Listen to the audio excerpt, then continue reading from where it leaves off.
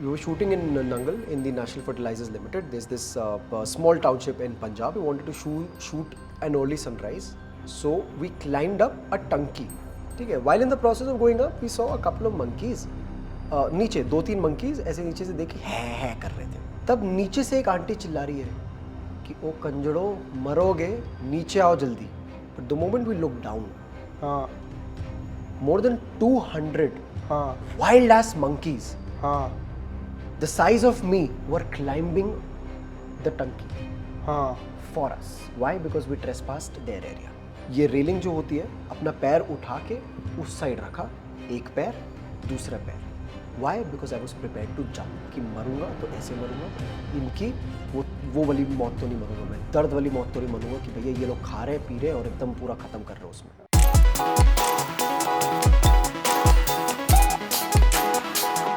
Paritosh bhai, welcome to the LalithDhanush show. I'm so excited to have you here. Unpopular opinion, guys. I might have a crush on LalithDhanush because this is the second time I'm coming on his show. But really excited, really happy to be in this setup. A very cozy and a very nice setup. Congratulations on this, man. Thanks, man. I mean, you've seen a lot of podcasts and you've been on a lot of them as well.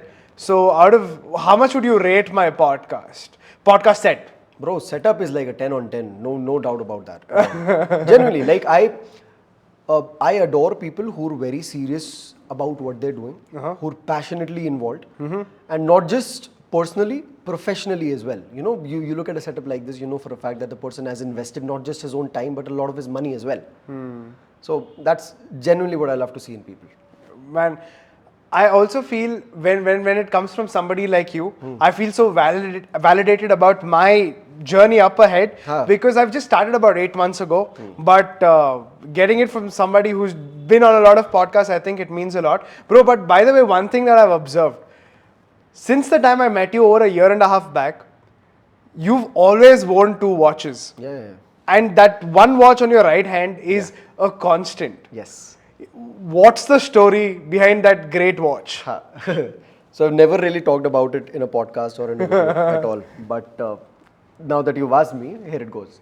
So this is the first watch that I wore on my hands, essentially. You know, this watch has a lot of memories attached to it because more than me getting it for myself, this watch has seen me in the worst of all possible phases, transitioning to being where I am today, where I'm trying to be a better version of my own self. You know, I try not to attach this stigma of being successful already or being there yet, because I feel it's a very beautiful journey that we're all a part of. And I feel this watch has been a part of that journey since the very beginning.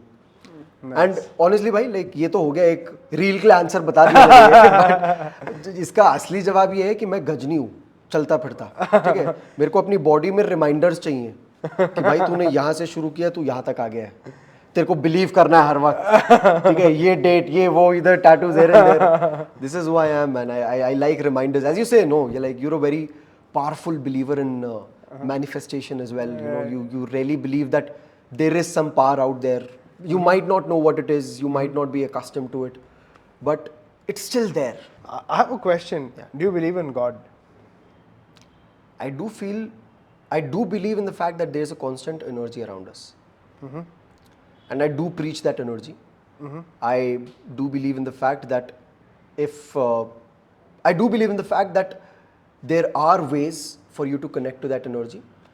And those ways are standardized. And us as humans, we should listen to the people who have reached that stage either, or the ones who are practicing to reach that stage. Very well said. I think that's a very good thing that I could resonate with, because recently, you know, we were watching that Shriyam thing together now. So Shriyam is a born Muslim. Born Muslim, but now he talks about Vedanta, Upanishad philosophy like nobody else. So he said, religion is the way to connect you to that ultimate divine. Absolutely. It's just different paths. You know, Hindus have a certain way, Sikhs have a certain way. You know, if you're a Muslim, you have a certain way. But it's all roads lead to the same destination. Right? And I think that's a very nice way of putting it from somebody who's spiritual, religious, and who comes across religions, right? Tell me about somebody you've met who's again extremely spiritual or philosophical, and what's the kind of conversations you had with them? Oh, my grandmother. Like, I don't think that I've been taught more about spirituality or religions as much as she does. Okay. And it's beautiful the kind of relation we have as well. The only reason being that whenever she calls, she tells me to do something, like to preach a God which is new. Right. On every call, I get to learn about a new God. कि ऐसे बोल, मैंने कहा अच्छा. आज जय श्री राम बोल, मैंने कहा ठीक है. आज जय श्री कृष्णा बोल, मैंने कहा ठीक है. Okay. But you know, there was this one thing that she said which has stuck with me till date. You know, I genuinely feel so emotional talking about it as well right now, because you know that is something that has helped me in my life in moments that I couldn't think could come out of, but I did. So we were in the Gurdwara. Like, I only got the chance of going with her to the Gurdwara once in my life.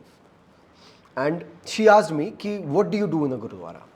कि क्या करते हैं गुरुद्वारे में जाके, क्या करते हैं? मैंने कहा सिफारिश करते हैं, भगवान से मांगते हैं जो हमें चाहिए ज़िंदगी में. उन्होंने कहा नहीं, you don't ask for what you want in your life. You just tell God that you're very grateful for whatever He has given you in your life.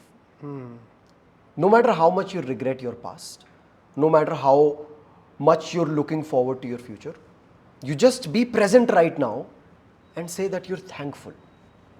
You fold your hands and you say thank you for making me who I am, for giving me the strength to be who I am, for making me make the choices in my past, because if I regret them, I know that I've learned from them. If I don't, I know that they are lessons and experiences that will help me make better choices in my future. So just be thankful for who you are, because this present moment is what shapes your destiny from this point onwards. The choices you make from here is what shapes your destiny from this point onwards. I think that's so simple, but yet so profound. And you will experience this as you go through the ups and downs of life. And because life's not, you know, all daisies and roses, and then all of a sudden it's going to be like that forever. While you were saying this, one philosophy that I personally really like is you have to be a giver more than a taker. Right? Be it with God, be it with people, or be it while you're doing business. Right? When a transaction is happening, when you automatically give more than what those people are expecting, you've eventually won that game. Now, if we see in that entire scenario, don't you think like your granny was also asking you to do the same thing? Say thank you to God. That means you are giving to God a thank you, while when you go ask, you're taking from God something. Totally. And givers always win. Totally. So can you tell me how you've won in, and I know you're a very big giver, but like when you sit with somebody and you speak to them, you give them your complete attention. I know it. I know, and it could be anybody. It could be a guy who would have never found a way to speak to you, who could be even speaking bullshit, but you'll still listen to him as if you heard him, like, you know, he's possibly Ashnir or like some big guy, right? But for me, I feel you're a natural giver. What about giving do you think is great and spiritual and all of these things? What's your experience? Give me an incident also. It's just instant gratification. I don't know why people don't understand this. Giving is instant gratification. It just instantly makes you feel very good about yourself. And I like to feel good about myself. I like to feel happy in the present moment. I like to feel that whatever I am doing, I am being valuable to people, because कहाँ लेके जाऊँगा मैं जो भी सीख रहा हूँ, जो कुछ भी सीख रहा हूँ मैं यार ज़िंदगी में, अगर like if I cannot give it to the people around myself, if I cannot share the knowledge that I have with me, what am I going to do with it? Where am I going to take it? I'll die a person who just knew a lot of shit. No, I don't want to die that way. I don't want. No, I strongly believe in this fact that there is no use of climbing that ladder alone. No matter how slow you want to climb, I am here to climb for as long as it takes. But I want to climb it together with a lot of people with me. As simple as that. Another tangent is you said you want to feel good about yourself. Now, somebody who's listening can ask you, like, Paritosh, isn't that a selfish way to look at it, that I want to feel good about myself? What's your take on that? Is that a selfish angle, or is that, what is it for you? Be it whatever as it may. as long as I am being even 1% valuable to the other person sitting on the opposite side of the table, you call me a selfish, you call me asshole, you call me whatever it is in your mind, I am happy and I don't care whatever you have to say. I don't care whatever the bloody world has to say. If I know in my head space that I've made even like the slightest bits of contribution to the other person in their lives, I have done my job in that moment. And that is what makes me feel happy in that moment. Very interesting. It's these little moments that matter. It's these little moments that make your day happier. And true, and you're not doing it with like an account book, right? You're not saying I helped him once, twice, thrice. You're doing it saying, dude, I'm going to be a giver automatically, and whatever may come, I'm this. I'm not adding a chip on your shoulder. कि ले भाई, आज तेरी मदद कर दी. अब now I'll come asking for a favor sometime. Correct. No. Correct. I'm giving this to you. If you use it, if this comes of good use to you, well and good. I'll be the happiest person alive. I'll know whenever I see you around or on the social media or on any stage for that sake, I know that whatever I might have said could have come to some good use, and that might have been a little contribution, a slight bit of contribution towards shaping the man who he is today. And that is all I need. Because the respect and love that you'll have in the other people's heart, that is going to stay no matter what. People don't forget such people. That is what I try to, at least hope that is true. True, 100%, man. So, bro, when you were speaking about helping others, and I told you that, don't you think it's being selfish? The angle I was coming from was, do you think like being selfish to feel good about yourself is also you being selfless to the rest of the world? And I feel somewhere a selfless person is also a very selfish person. And now you can drag a lot of people into this conversation, including Gautama Buddha himself. Right? We can go till that extent, but have you seen this contrasts in life? Have you seen this selfish and selfless things happen in any other aspects of your life? Well, now that I think of it, I mean, see, I don't know, like, whenever I've tried to do good to people, for people, I've never wanted to do it only because it's making me happy. Prior to me doing good to people. Okay. Right. It's not like if I am helping XYZ person today, call him Rahul. Okay? If I'm helping Rahul today, I'm not helping Rahul because it makes me happy. And because it makes me happy, I am not helping Rahul. Let me put it that way. Because it makes me happy, I am helping Rahul. That's not the case. I am helping Rahul and that makes me happy. Yeah. So,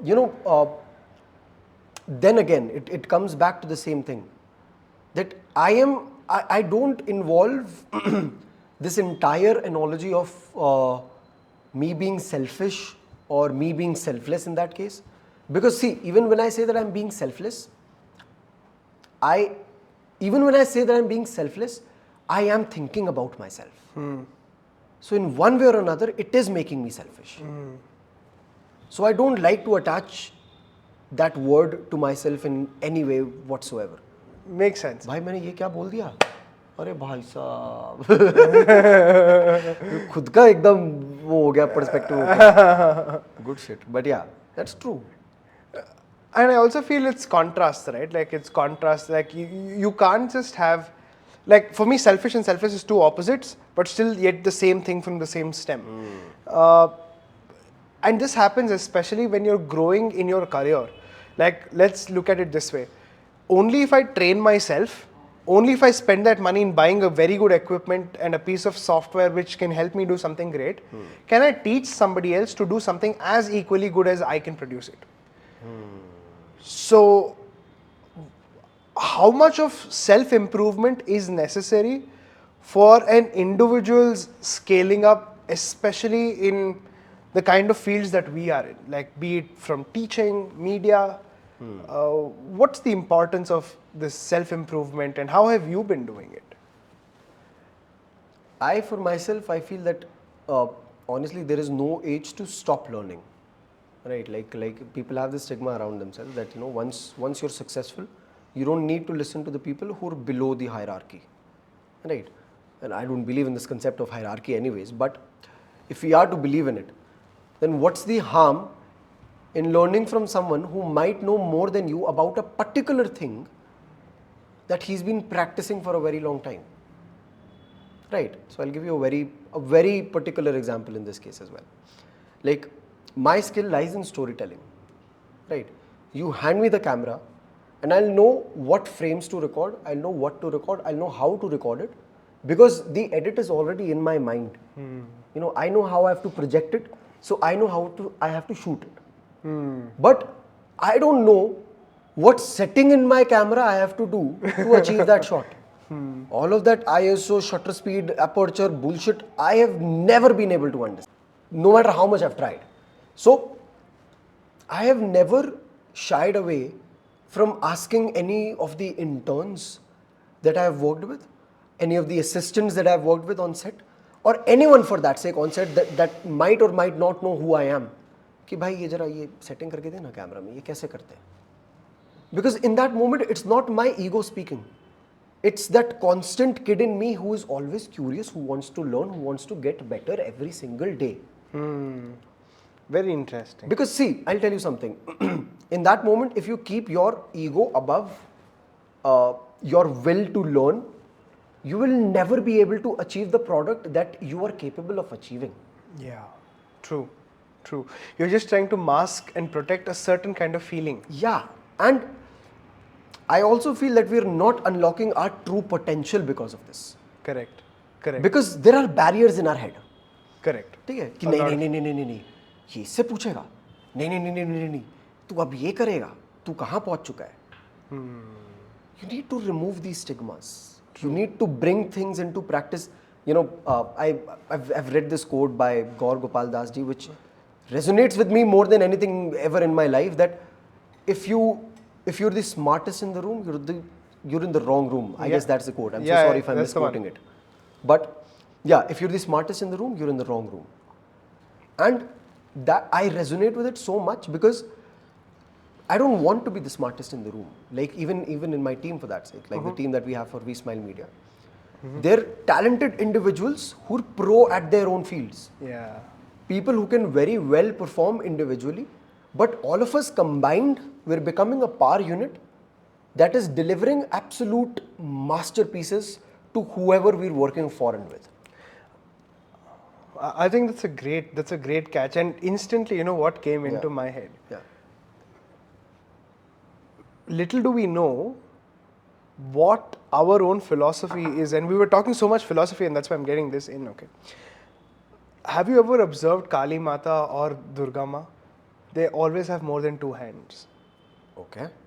That's because each hand has its own tool, and each tool has its own utility.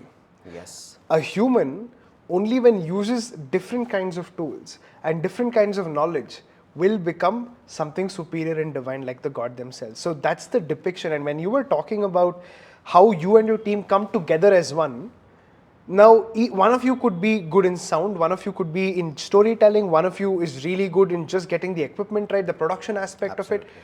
But your strengths, your unique knowledge now becomes a part of the whole, right? There's one whole new organism. They complement each other. And there's a kind of synergy that is dancing here.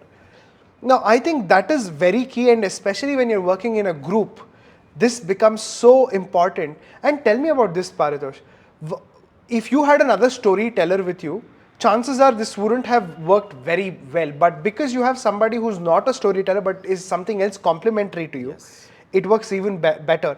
And the one quote that's ringing in my head is the quote from The 7 Habits of Highly Successful People, where Stephen Covey says, a normal person is a dependent person. The next level of person is an independent person. The highest level of person is the interdependent person, where I'll give you something, you give me something, and together we are this whole new big thing. So can you give me like a takeaway or something that you learned, let's say in storytelling, like to the audience that, and you are a great storyteller. I really love the way where you put in your, passion and you voice modulate it in a way where I've told you many times that, bro, like I wish I could do it like you.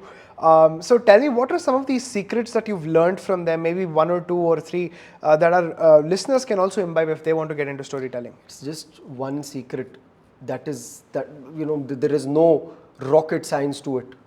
It's just one very simple secret. I have made peace with the fact that I am who I am. मस्त बस मैं जैसा हूँ मैं वैसा हूँ. मैं जैसे अभी बात कर रहा हूँ वैसे मैं ऑफ कैमरा भी बात करूँगा. मैं जैसे अभी बात कर रहा हूँ वैसे मैं स्टेज पे भी बात करूँगा. मैं स्टेज पे नीचे ज़मीन में बैठ जाऊँगा. ठीक है. I wouldn't mind calling out a 26-27-year-old sitting in the audience, calling him on stage, बोलूँगा कि चल मुर्गा बन. Just for the sake of, see, I am who I am. And I don't want the world to perceive me as someone who I am not. So you're saying authenticity is the ultimate key. If that's what it's called. Yes, absolutely. In storytelling, and I feel this applies to a lot of other aspects of our life as well. Like no matter what you want to do in your life, I feel authenticity is something that places you apart from a lot of people. Why? Because then you don't have a constant pressure of trying to be someone else. Because how long can you try to be someone else? Not for long, not for long. And because eventually the world is going to label you as something, and when the world labels you as something, now you're again back to the whole thought process of, oh my God, you're stuck up with everything that the world has to say. Why? I mean, and it's very difficult to stand up to that personality that you create for yourself after a certain point of time. Because then it becomes a constant pressure in your head that I have to be this, I have to do this. So what is it? What is the magic of this having a team together? Sometimes you can have clashes. Sometimes your teammates might have different visions and they might just drift away. And I'm sure you've experienced this also in your life. Totally. How do you handle this? How do you handle separation? Sometimes separation is also very hard. But how do you handle this whole tough phase with your team? I don't know. I honestly don't know. Like this is something that I might as well be figuring out in my own life. Yeah. And I'm very happy. Like I feel no shame in admitting the same. That this is something that I'm learning in my life, because all of us go through a few phases in our lives where we figured out something that we were going through in our past. Now we have a new challenge that we have to figure out.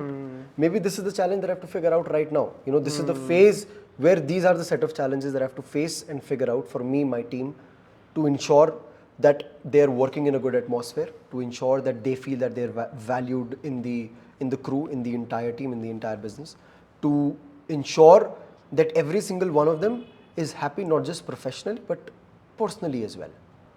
So, all of these things, they're not things that I'm struggling with per se, but things that I'm trying to figure out, things that I'm trying to get better at. Yes. Absolutely. So, coming back to your question, yes, of course, in 2022, we went through this one phase where a particular team member of ours ditched us real bad. Okay. And, he went behind our backs to do something that we never really imagined he would. But what mattered more in that moment was the other team members that came along. Nice. Because I went through a phase where I was overthinking things, where I was like, कि यार ये अगर चले गया, ये इतना, like he's left such a huge dent in the company. He's literally lied behind our backs. He stole from us. He's been so bloody unfaithful. Now, if he is gone, I'll have to do things to make people happier in my company. Correct. So that they also don't leave and leave me alone. Correct. So I was in a phase where I was trying to do extra. And my team felt it. So they came and talked to me. And that is where I feel I was, I was very extremely lucky, where, if they're the people who are coming up and saying ki, Paritosh bhai, don't worry, we know what you're going through, but we're here. We'll help build this to what you envision this to be. And that is what matters, man. That is what a team really is. It's not one person against the entire world. It's not a one-man army. True. And you spoke about this word vision, right? And there was something else you said a couple of moments later, which is still stuck in my head. First thing is, you said before you start directing, you already have the scene in your head. Now, for me, that is a clear example of visualization. That means if you see it, you'll somehow figure a way to get it there. And I feel somehow you, in your profession and your career, have done this very well. Because I remember, even at the creator pad that we met at Mumbai, at Tag Mango, you were shooting a video for Eclipse Nova, right? And you had told me, like, dude, you can watch it from the side. Yeah. And I was in awe, dude. Like, I was like, wow, so much goes behind shooting. And clearly, I saw everybody taking directions from you. You clearly had what you had to do, where the camera had to move, and I had not even seen you rehearse it. Talk to me through that process and tell me how visualization actually works for you and how do you join the dots from visualization to reality. Oh man, it's a very magical process. I have still not been able to figure out how to structure this through. Honestly, this is just the creator in me coming out and doing what I do at its best. It's like, when I'm on set, I know that I am literally the happiest on set. I am the most excited. I am the loudest, the most excited, the person who's fiddling around here and there. I am never serious at my shoots. I like everyone to have a very good time. Like serious as in, you mean serious in terms of the mood or in terms of the work ethic and all of that? In terms of the mood. Okay, mood. Okay. I'm the most bakchot person you'll see on the set, which is the absolute contrary of how directors should essentially be. You think the director would sit in a corner and would just observe and judge people and do things like that. No.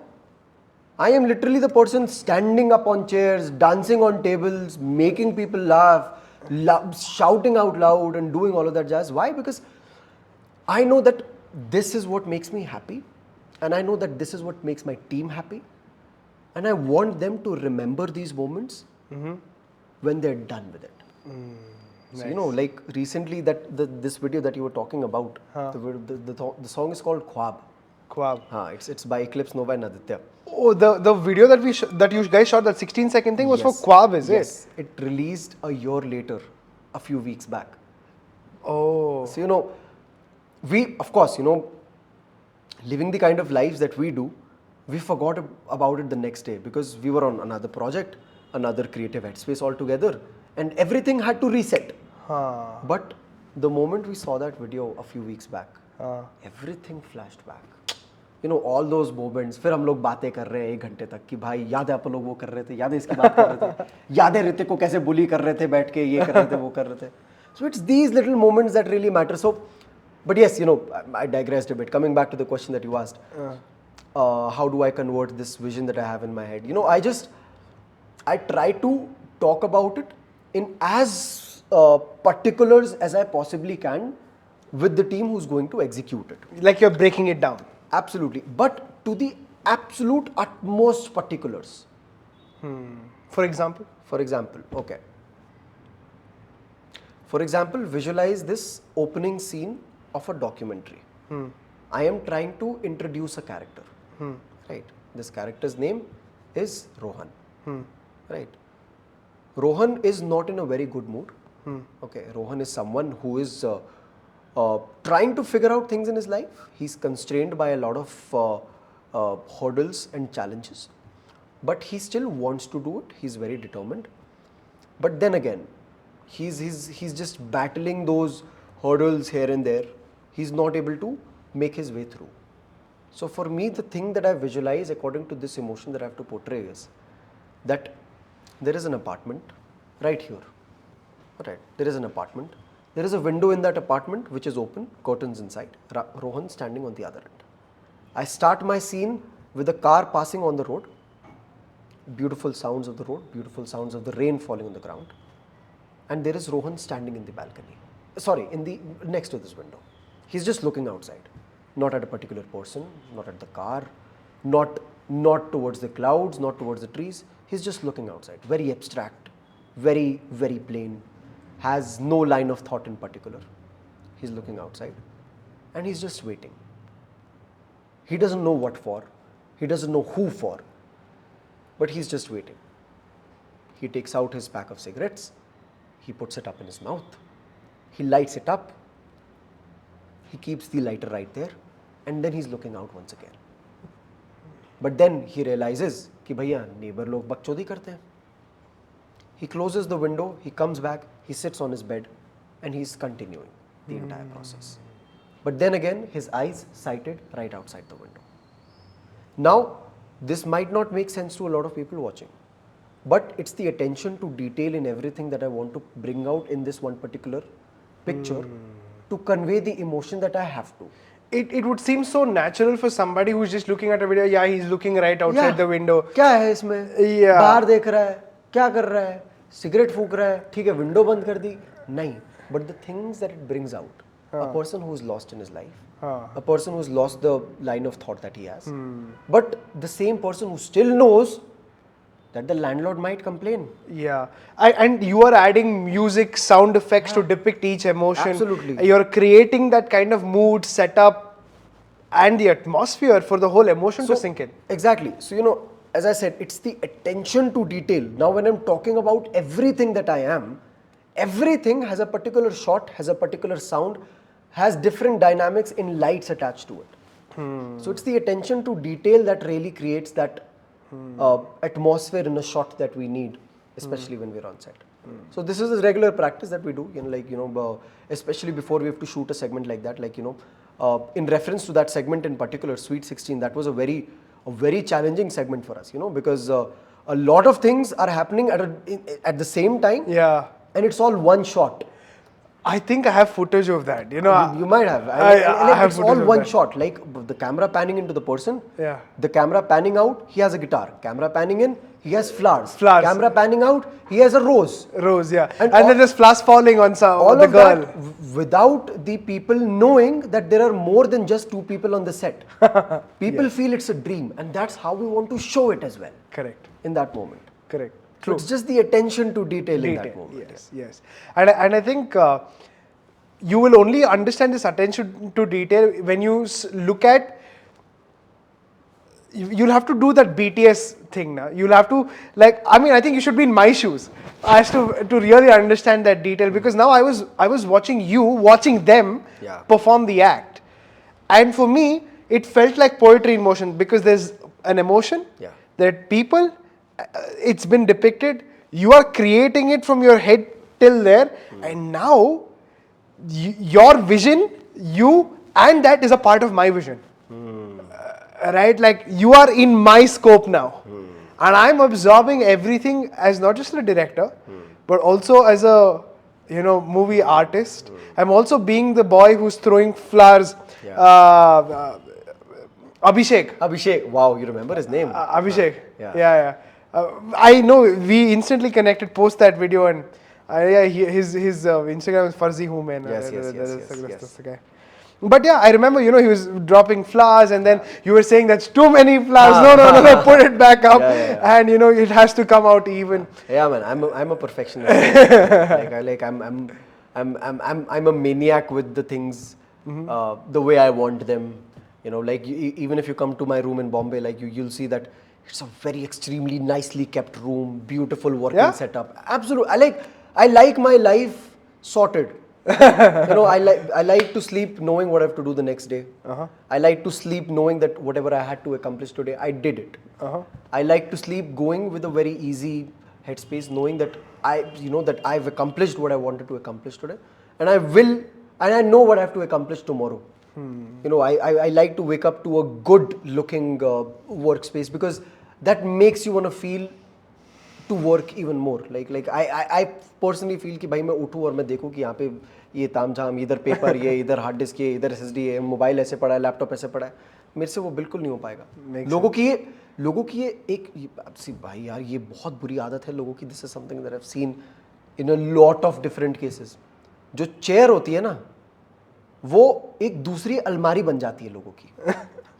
वो chair common है, ठीक है, वो chair में bedroom भी है, वो chair में तुम्हारी अलमारी भी है, वो चेयर में तुम्हारे बाथरूम का टॉवल भी है, वो चेयर में तुम्हारे खाने का सामान भी है, वो कल रात का जोमेटो ऑर्डर का लेफ्ट ओवर भी है, सब कुछ हो जाता है उस चेयर में। फिर जब अगले दिन उठते हो देखते हो कि भैया बैठो किधर, तो और दिमाग में फिर वो होता है, it just takes you back कि यार अब क्या करूं, क्यों बैठूं काम करने, छोड़ सो ही जाता हूं थोड़ी देर। It's all about clutter, right? Yeah. They talk about how you should get out of that mind clutter. So you got to declutter your room around yourself. I was reading this book called A Monk's Guide to a Clean Room and a Clean Mind, and in it stated that if you can keep your entire room clean, you're decluttering your surroundings, and because your surroundings are decluttered, your mind can operate much more smoother and faster.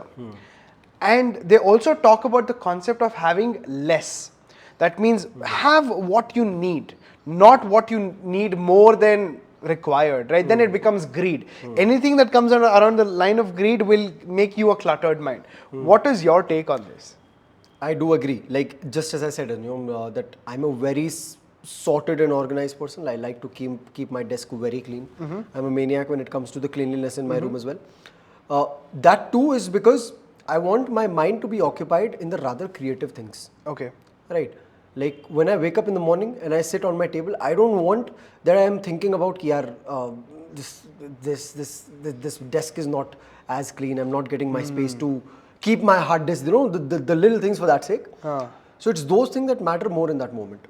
So I'm like कि मेरे को मेरा दिमाग सिर्फ अपने काम के लिए यूज करना है. I want to put my brain to the best use where it's best at. Correct. Not to use where अब मैं रूम को संभालने में अपना दिमाग क्यों लगाऊं? Why is a percentage of my mind inclined towards the room not looking as good, the desk not feeling as good, me not feeling even if it is hampering my productivity by 1%, it is hampering it. Yeah.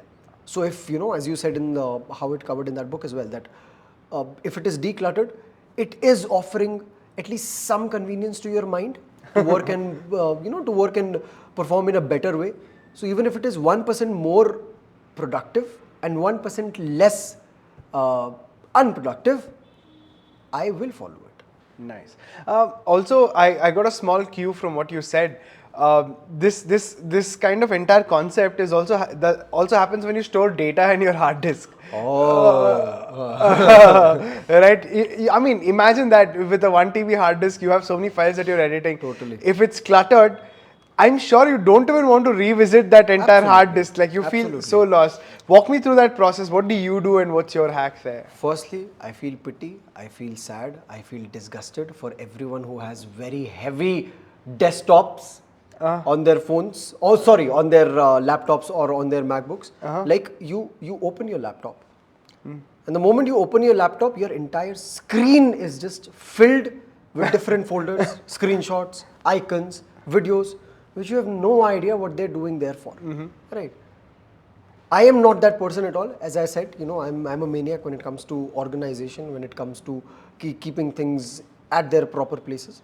Because I know, like especially when it comes to data, a few years down the line, there will come a chance when you will have to revisit it. Only because it has happened in my life and I wasn't able to find the data piece that I wanted to, was when I learned to be this way. Was the price too heavy to pay for that? What was the instance? Of course. So this was a podcast that I had recorded for one of my clients, and usually the client don't ask for raw footages, but the moment reels came into the picture, they wanted to repurpose their content. And back then I wasn't this huge of a freak for organizing everything. I was like, ठीक है, एक folder बना दिया, उसके अंदर सारी videos डाल दी, सारी audio files डाल दी, सारे Premiere files डाल दी, सारे assets डाल दिए, ठीक है, सारी caption files डाल दी, सब कुछ म्यूजिक फाइल्स डाल दी, सब एक ही फोल्डर के अंदर ऐसे कर दिया, और वो हार्ड डिस्क में भी रैंडमली डाल दिया.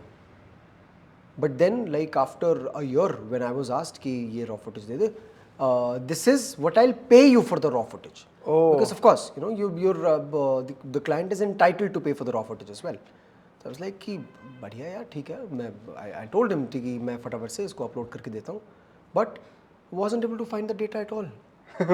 आई know that it is in the hard disk, but I'm not able to find it at all. Good amount of money on the table, but I'm just not able to find it at all. Now, just because you're not organized, your reputation is also at stake, course. right? Like the client will say, hey, I'm ready to pay him. I want it, but he does not have it. Maybe he's not as reliable as I thought it was. But then eventually, as you get more organized, this moves even into your customers, the way they perceive you. True. I mean, like, performing in systems is always better rather than performing in like uncluttered systems. Like, of course, like if you're in a service-based industry, essentially, you would want your clients to be given the supreme experience. They're like their experience should be utterly comfortable. All their requests should be solved, the ones which are in the contract that you're serving them for, and every single need should be met. But all of that in a very structured way, all of that in a very formed way. Like, it should feel that you are easy people to work with. Because, more than, I do feel this to a great extent that the clients that stick with you, they not only stick with you for the quality of the work that you do for them, but also for the ease and convenience that comes when you do a particular job. Why? Because one way or another, you're making their life easier, right? So, for example, even if you take it in my context, if I'm delivering extremely good content to a particular client, but they're having to just run after my ass for something that they need, but they're not able to get it, I am not able to solve that purpose. Correct. I'm not solving their convenience. Why? Because their headspace is still inclined towards me. Then why are they paying me at the end of the day? What are they paying me for? I have to solve for a problem statement in their life. Got it. Right, and that problem statement is hugely inspired by convenience. So as a service provider, you're not just providing quality on the table, you're also providing a lot of convenience. Correct. And that convenience comes with structure. Correct. Structure comes with being decluttered. Decluttered comes with being organized. I'm so sure that today, if any of these people who are super highly productive and they're doing like really tough things, that's only because everything around them is an atmosphere filled with convenience. I'm sure. But see, like, I won't say that it's not the other way around as well. Like I've seen highly successful people who are extremely cluttered. But don't you think those successful people can also be not so happy people, or they might have other phases of their life falling down? Who knows? Like no, not my part to say. But like, it's not. See, like, this is something that is a very standard advice to everyone and anyone and everyone listening, that you do what's best for you. Yeah. As simple as that. If you feel that by performing in a messy way you're able to function better, you do you. If you feel that you're able to perform better when everything is organized around yourself, you do you. But these are advices that are coming from, like, when I say it, I have been on both the sides of the table. There was a time when I used to keep myself very messy. I used to. Really? Of course, like I did. It wasn't like I liked keeping myself messy. It was like I didn't care. I thought, in fact, because you'd also, I know your army story. Yeah. So I thought because you were a guy who was aspiring to get into the army, you would also be super organized. So that is before. This me being cluttered and messy, all of this is before. Okay. This is in the school days when I was preparing for my board examinations. So like, my study table would literally be filled with sheets, supplement sheets all over. But I would know where is what. Because why? That is my mess. My mother would be after my life कि ये क्या बना के रखा है, इधर कैसे पढ़ रहा है, समझ नहीं आ रहा, बुक रखने की जगह नहीं है, कॉफी रखने की जगह नहीं है, खाना खाने की जगह नहीं है, इधर कैसे पढ़ रहा है. But I know where is what. So I've been on both the sides of the table. But later when I realized that being organized could have saved me so much time. Although I knew in that moment कि हाँ भैया मेरा वो physics की वो वाली supply sheet यहीं रखी है कहीं, ढूंढ लूंगा, 2 मिनट की तो बात है. पर वो 2 मिनट मेरा थोड़ा टाइम बचा सकते थे. I mean, like, it's just that little mindset shift that is helping me being more productive, helping me think lesser about the things that I shouldn't think about and more about the things that I should think about, that my mind is more capable of thinking. What are the things that you should be thinking about? Like, I mean, break that down for us in terms of what are you supposed to be thinking about? Because I also feel decluttering when it comes to work also involves delegation, right? Oh, absolutely. Doing work that you might not fit best for you, or it need not fit your expertise. But I also feel that's a form of decluttering. So you tell me, what's your priority like? Honestly, when you mention that word delegation, I feel I've struggled with this a lot. Why? Because being the perfectionist I am, I feel that uh, I will be able to deliver it better than anyone else out there. So it's very difficult for me to take that leap of faith. But then this is what exactly is required. Taking that leap of faith and communicating it to the people around you, to your partners, to your team members, that you trust them with what they're doing. And you give them full accountability with responsibility. The other way around, you give them responsibility with full accountability. What if it backfires? Like, what if it backfires? How do you deal with a situation where you, again, like your reputation, your resources, all of these things are at stake? What happens like when it backfires? How do you handle it? You don't blame the team members, bro. You take a hit. That's what a leader does. Okay. When it comes to applauding, when it comes to taking a win, you stand back there. When it comes to taking a hit, you stand up here. As simple as that. Does that also mean that you need to have a very strong sense of morale and self-respect for you to actually do that? Absolutely. Because not many people can stand in that situation. It's not an easy situation to stand in. What's your take on that? See, it's not an easy situation to stand in, which is why it's not necessary for everyone to stand in.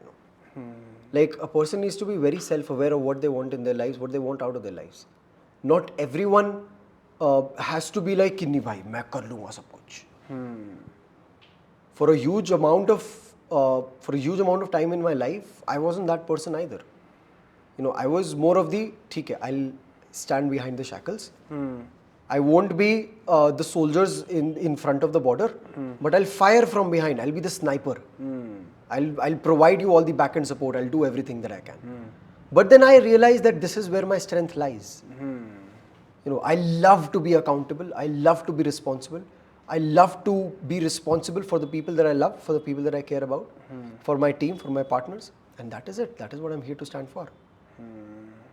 Very interesting. So when you say love, do you love the result of being a good delegator, or do you love being a good delegator? What do you love?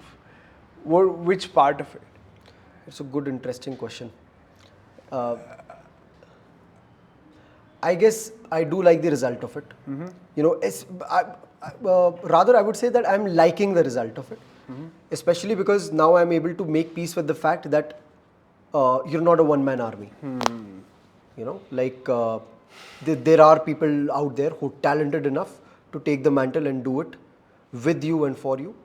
So that you don't have to do it all. So that you can focus on taking the mantle up ahead. I genuinely feel that in an organization, there are three people, and this was inspired by one of my conversations with one of my clients itself. That he told me that there are three people essential in an organization: an entrepreneur, a manager, and an operations guy. An entrepreneur is someone who looks at the future, who decides the future of the company. Manager is someone who looks at the past of the company and tells the present company what to do in order to make sure that we're not making those mistakes again. We're doing things in a better way, and we're repeating, of course, working on our strengths and trying to improve on our weaknesses. That is the role of a manager. And operations, simple, the day-to-day.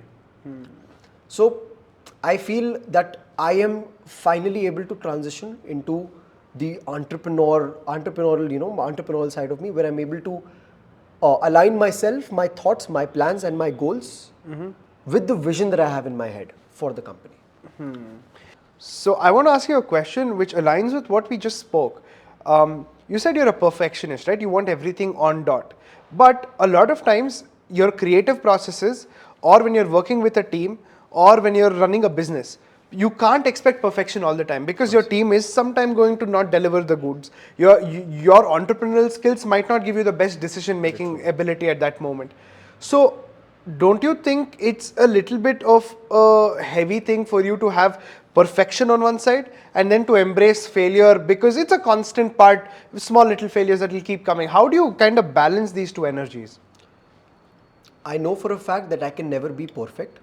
Okay. But in the journey of achieving perfectionism, I achieve the best version of my own self. And I feel that sums it all up. I want to clarify this. So you're trying to say, aim for perfection, but if you don't achieve it, that's okay. Instead, you will become a better version of yourself. Absolutely. But whatever happens in terms of the result, don't carry it on your shoulder. Whether No, it's important to carry it on your shoulder. both. Yes. Okay. So I'm talking about being attached to the outcome that way. See, like, of course, don't be attached to it forever. But you have to be attached to it in that particular moment. No matter how good or bad it is. Like celebrate your win, cry your losses. Absolutely. Dude, it's so important, especially when you're out there on your own or with your team. It's very important to celebrate your victories and be there together with each other in our losses. True. Sometimes we tend to even think, see, sometimes when we win a lot, right, we tend to doubt ourselves, oh, is this win actually real or do we actually deserve it? Yeah. Or when we are going through a bad phase, we tend to think it's a loop now, oh, it's an infinite loop, Yeah. this will happen again, that will happen again. But what I think that I really like about what you said is that if you actually enjoy it, as I'm giving it a thought while I'm speaking to you, you are actually in the moment. You're in the present moment, absorbing the entire energy of that moment. Absolutely.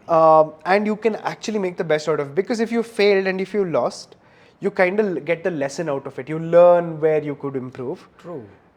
And only by letting those emotions out do you come out a stronger man. Correct. And that's the whole part of learning. Absolutely. And then with winning, I think you have to be a little more careful here. I feel enjoy your win, celebrate your win, but let it not be the last win. Yeah, of course. Don't let it get to your head, but fucking celebrate like a maniac. Of course, man. Yeah. Celebrate like a fucking maniac because that is what you want to come back to again and again. The feeling of good result is addictive. Correct. True.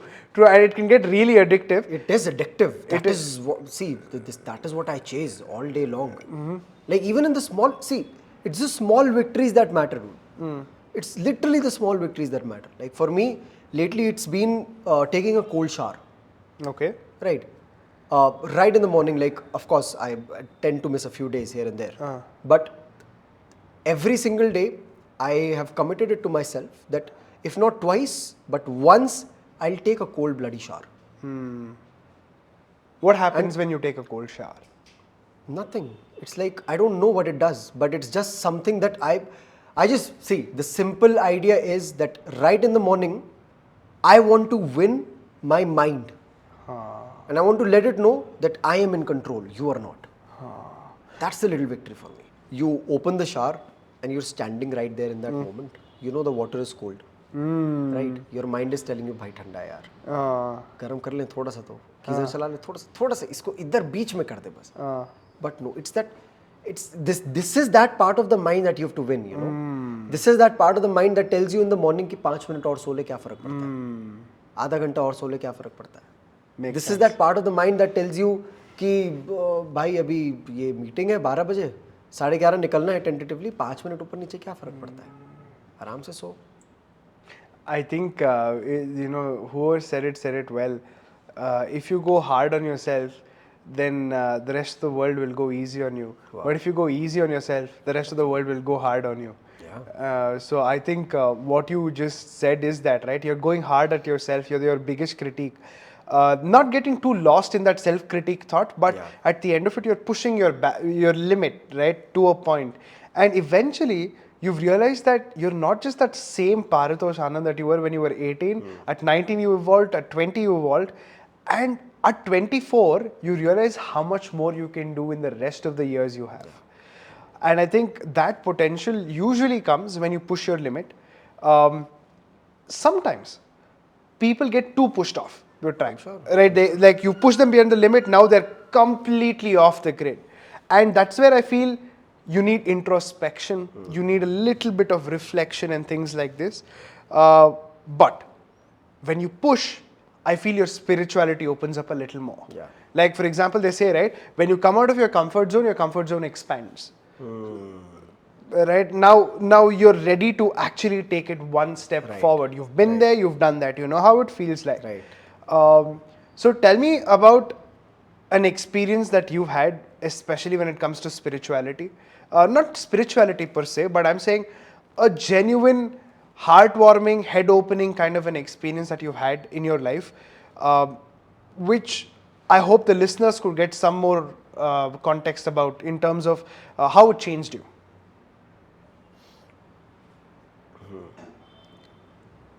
I don't know if it's heartwarming or not, but I've had a lot of near-death experiences in my life, Okay.